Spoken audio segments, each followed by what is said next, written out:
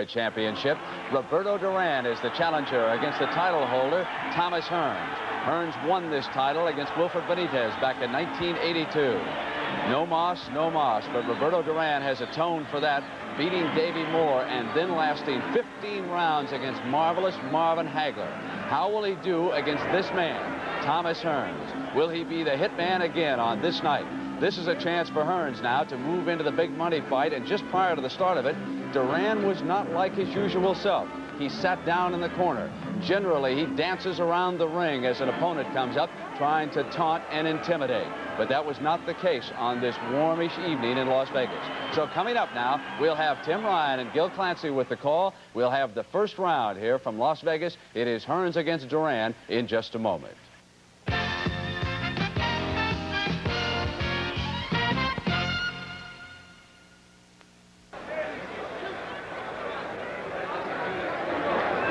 We are ringside at Caesars Palace in Las Vegas for the WBC World Super Welterweight Championship. Roberto Duran and Thomas Hearns. Let's join our ring announcer now, Chuck Hall. Ladies and gentlemen, this next bout of the evening is sanctioned by the Nevada State Athletic Commission, Art Lurie, Chairman, and by the World Boxing Council, Jose Suleiman, President. The officials assigned by those two governing bodies. The judges are Newton Campos of Brazil, Harry Gibbs of England, and Hans Desvert of Belgium. The timekeeper is Charlie Roth. Counting at the knockdown, Jane Broadfoot. And the referee is Carlos Padilla. This is the main event of the evening. 12 rounds of boxing for the Super Welterweight Championship of the world. Introducing, in the red corner, the challenger, fighting out of Panama City, Panama, weighing an even 154 pounds. He has a professional record of 77 wins, 5 defeats, with 58 knockouts. He has held 3 world titles in his career. He is the man with the hands of stone, Roberto Duran.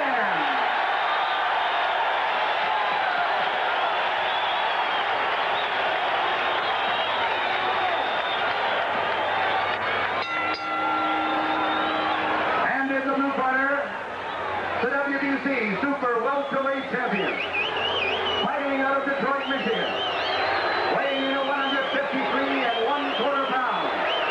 His professional record consists of 38 wins, 1 defeat, with 32 KOs. No longer is he called the Motor City Cobra. He has returned. Thomas Hearns and Roberto Duran, effectively 2 champions at 154 pounds. Let's take a look at the tail of the tape for tonight. Of course, the reach advantage goes to Thomas Hearns with 78 inches to 67 inches for Roberto Duran. The age factor, well, could be one. Thomas Hearns, certainly in his prime at 25, however, has had only 2 fights in the last 2 years because of hand injuries. Roberto Duran will be 33 years old tomorrow. The fact that he's had to come down from weights up to close to 190 pounds to get to 154, the older he gets, the tougher that task must prove, and the effect of it over 12 rounds may be seen tonight. Round number 1. Carlos Padilla is the referee. He will not score. Harry Gibbs from England, Newton Campos from Brazil, Hans Desvert from Belgium will be the scoring judges on the 10-point must system. 9 or fewer points to the loser of a round.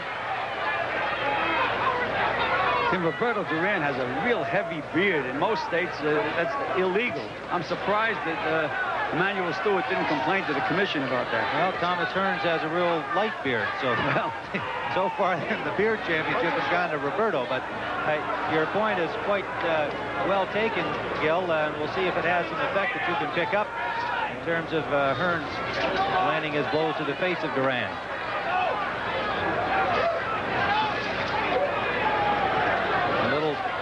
Tentative here in the early going, and Duran having a little problem with the canvas in this early going, has already slipped a little bit twice.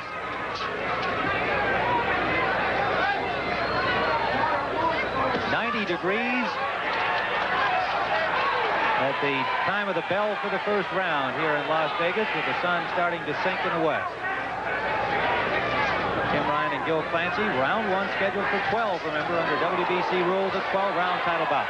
Tim, Tommy Hearns should be working that jab overtime. Instead, he's looking to land the big bomb, and he landed a good right hand. A good right hand to the ear of Duran that sent him back into the ropes. Of course, the Macho Duran quickly saying it didn't hurt me. There's that left jab of Hearns backing up Roberto Duran. Well, Duran is making a mistake, Tim, of standing straight up. He's fighting a tall guy. He should get lower. He's not going to be able to reach up for Hearns. He's got to slip the punches, get underneath him. Can't get his head moved back with that jab, or he's really going to get nailed. Under a minute to go, and Duran slipped. However, there is blood. Will come at him, but meanwhile taking punishment. Down he goes again. That's going to save him, Tim. That's by the fact that he went down, the bell is going to ring. Got quickly to his feet at the end of the first round. And he must finish the 8 count, and there's the bell that ends round number 1. The bell does not end the round, and he went to the neutral corner. Roberto Duran went to the neutral corner. He did not realize where his corner is, so Duran is in deep trouble. Thomas Hearns with a vicious attack. Let's look at that first knockdown, Tim. Here's Roberto Duran standing straight as a stick right in front of Tommy Hearns. Hearns is measuring him now, weaves a little bit, and bang, right on the chin with a good right hand. Tremendous shot by Thomas Hearns, and he immediately had Duran in trouble again, knocking him back into the ropes, and Duran goes down one more time in this first round. Jim, he knows he has to hurt badly, and he's going for throwing caution to the wind and just throwing punches in bunches. Duran is really in trouble now, Jim, leaning back, trying to get away. Where can he hide? He can't. Those punches are coming fast as lightning. A tremendous body punch. Another body punch slips him right off his feet, Tim, and down again. Here comes Tommy Hearns out now, Tim. He knows he's still in trouble. He's going to try to finish him off right now. We're now into round number 2. Thomas Hearns moves quickly to the center of the ring. A cut on the left eyelid of Roberto Duran. Whether Duran can survive the knockdowns of round 1. It remains to be seen. He looks still a little wobbly to me, Jim. He's still straight up in the air, Tim. You have to get low when you fight a fighter like Tommy Hearns. Good left and a right behind it by the champion. Duran in trouble again in his corner. Has not hung on at all. Now, finally, he grabs Hearns. Hearns got several free shots with Roberto. He's wobbly, Tim. His legs are still wobbly. Just trying to cover up. Another solid right hand by Thomas Hearns in a combination. The referee Padilla watching. There, he's up in the air again. Duran just fighting on instinct, though, Gil. He's just hanging a big right hand. That's it, Tim. Anytime you fall forward, the fight's over, Tim. A huge right hand by Thomas Hearns. Right to the cheekbone of Roberto Duran, and it is all over. A second round knockout for the hitman, Thomas Hearns, who said he would knock out Duran in 2, and he did just that. He sure did, Tim. We've said so many times before, a fighter can go into the ring and he can age overnight. And that's exactly what happened to Roberto Duran. He didn't have it from the opening bell. Back live here in New York, we're standing by to talk live with the hitman who is back, Thomas Hearns. And up in Boston, you can see the man he might be fighting next, Marvelous Marvin Hagler.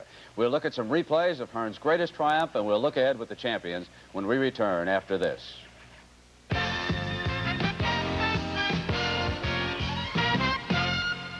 Who's been using my razor? Mine burns me. Don't blame your razor. Use my ice blue. Daddy. I quit. Ivan, I thought the speed with which you attacked Duran, it struck me that I don't think I've ever seen you quite that quick. Even in that great fight against Sugar Ray Leonard, I don't think you were as fast as you were in the first round. I felt that I was very quick there, Bert, in that first round, because my plan was to move to Duran, put the pressure on Duran, make him back up. I knew once I could get him back, if he can't fight, back it up. You know, Gil Clancy made the observation that he never could solve your size. He never could get down on a crouch and get in on the inside and attack you from there. No, I made it very difficult for him to get inside. Each time he moved forward, started to come forward, I put the left hand out there, make him fight the arms. He has to fight the arms in order to get to. Now, we're going to show the knockout again in the second round. What did the corner tell you between rounds?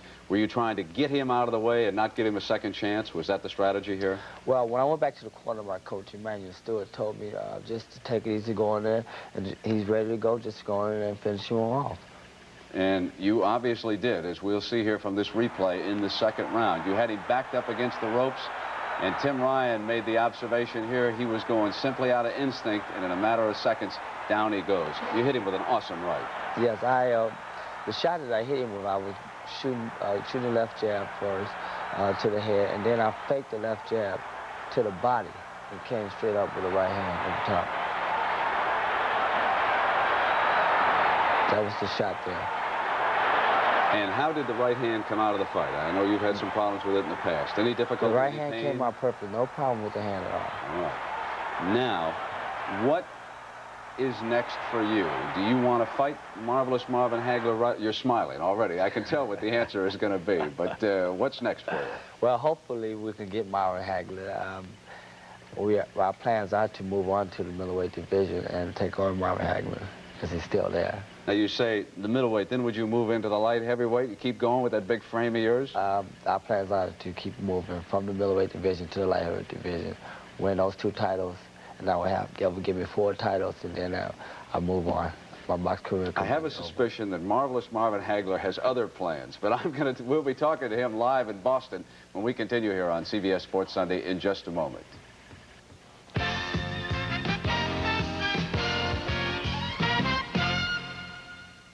Firestone announces our master plan for better. To say, well, Thomas Hearns can beat Marvelous Marvin Hagler because Hearns went 2 rounds and Marvelous went only 15 all the way against Roberto Duran. But Marvelous, how much did you take out of Duran before he fought Hearns? How do you feel about that? Exactly. I feel as though that I took a lot out of Roberto Duran. He was only a shell of the fighter that when I fought him. And not to take anything away from Tommy, because that's the way to go in and get the job done. But I tell you, the biggest fight that I've been waiting for, and that's with Sugar Ray Leonard. Now that he's gone out of the game, now I only have one other thing to do, and that's to fight Thomas Hearns. And I'm planning on breaking every bone in his body. You sound like you got a vendetta against Thomas. Are you still upset about the fact that first fight that you had going was called Exactly. off? I trained very hard for that. I'm still a little disappointed about it. But that's great, because that's the name of the game. This is a money opportunity sport. And I think that Thomas is a great fighter, not to take anything away from him. But it's due to happen, because we're getting closer every day. Thomas, it sounds like he's ready.